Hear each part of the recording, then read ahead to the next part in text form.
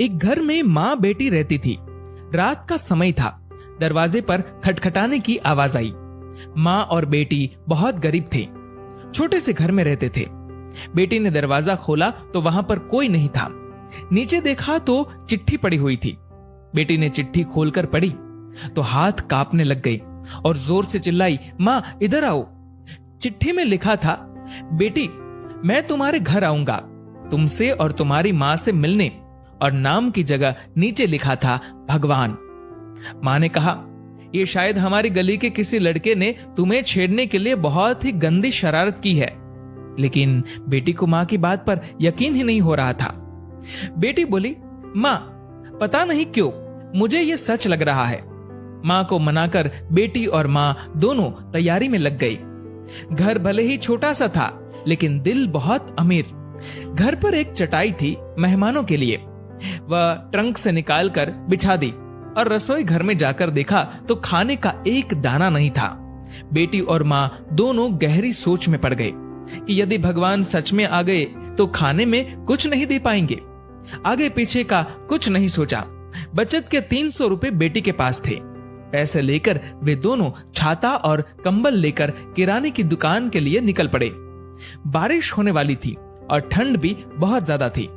एक पैकेट दूध, एक मिठाई का बॉक्स और कुल 200 रुपए की चीजें खरीदकर वापस लौटने के लिए ऑटो ले लिया, क्योंकि उन्हें लगा शायद भगवान घर पर पहुंच गए होंगे। घर से थोड़ी दूर पहुंची तो देखा कि जोर से बारिश शुरू हो गई और सड़क किनारे एक पति पत्नी खड़े थे। ऑटो पास से गुजरा तो लड़के ने देखा उनके हाथ में छोटा बच्चा रो रहा था।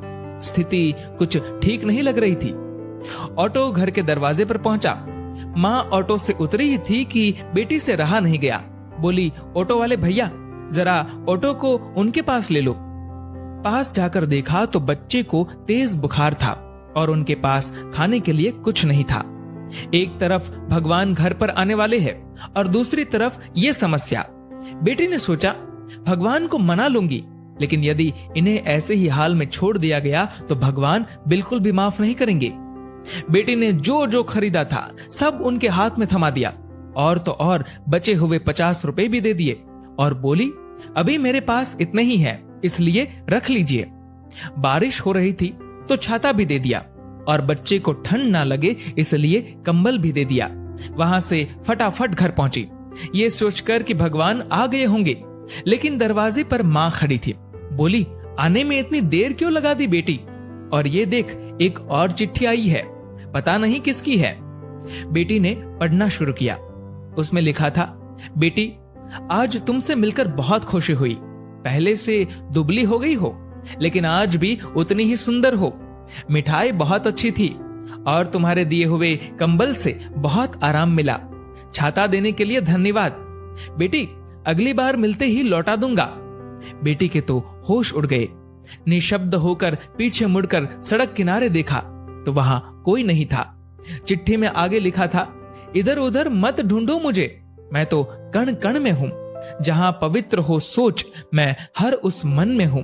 यदि दिखे कोई जरूरतमंद तो मैं उस हर जन में हूं। बेटी जोर से रो पड़ी और माँ को सब बताया। दोनों बहुत भावुक हो गए और पूरी रात सो नहीं पाए। दोस्तों, अब आप सभी से एक प्रश्न है, क्या ये बेटी सच में गरीब थी?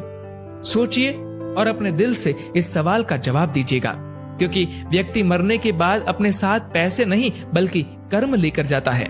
और जरूरी नहीं कि हर पैसे वाला व्यक्ति अच्छे कर्म लेकर जा रहा हो। इसीलिए कोशिश करें कि पैसों से अमीर हो या गरीब, लेकिन कर्मों से अमीर जरूर बने। दोस्तों, इस कहानी को लेकर आपकी क्या राय है, नीचे कमेंट करके जरूर बताएगा।